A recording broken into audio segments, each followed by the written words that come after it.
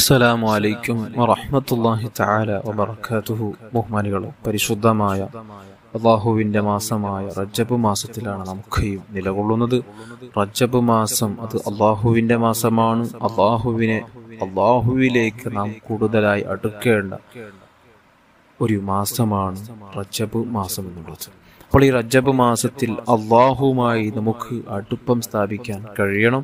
ധാരാളം ദിക്റുകൾ ചൊല്ലാനും പ്രത്യേകിച്ച് സ്വലാത്തും ചൊല്ലാനും ശ്രമിക്കണം. അങ്ങനെ മുത്തായ തങ്ങളിലേക്ക് നാം അടുക്കുമ്പോൾ അള്ളാഹു നാമുമായി അടുക്കുകയാണ്.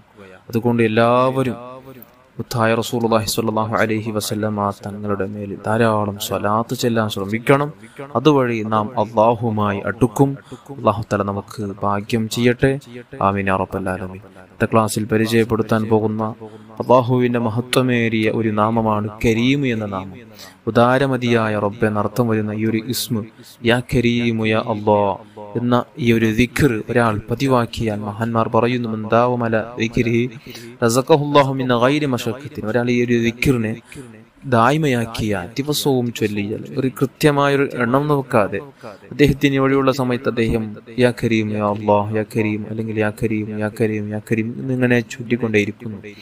എന്നാൽ റസഖഹുല്ലാഹു മിൻ ഗൈരി മശഖ്, ഒരു പ്രയാസം കൂടാതെ, ഒരു മശഖത്തില്ലാതെ തന്നെ അല്ലാഹു തആല അവന് റിസ്ക് കൊടുക്കും. ആവശ്യമുള്ള സർവ്വതും അവന് കൊടുക്കും. അവന് ആവശ്യമുള്ള പണവും വീടും വാഹനവും അതേപോലെ തന്നെ മറ്റു കാര്യങ്ങൾ എന്തൊക്കെ അദ്ദേഹത്തിന് ആവശ്യങ്ങൾ വരുന്നുവോ അതെല്ലാം അല്ലാഹു തആല അദ്ദേഹത്തിന് കൊടുക്കും. സമ്പത്ത് കൊടുക്കും.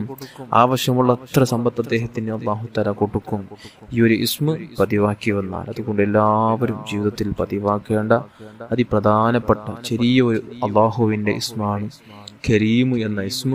അതുകൊണ്ട് എല്ലാവരും ജീവിതത്തിൽ പതിവാക്കാൻ ശ്രമിക്കണം. അല്ലാഹു തആല നമുക്ക് ഭാഗ്യം ചെയ്യട്ടെ. ആമീൻ യാ റബ്ബൽ ആലമീൻ. അസ്സലാമു അലൈക്കും വറഹ്മത്തുള്ളാഹി തആല വബറകാതുഹു.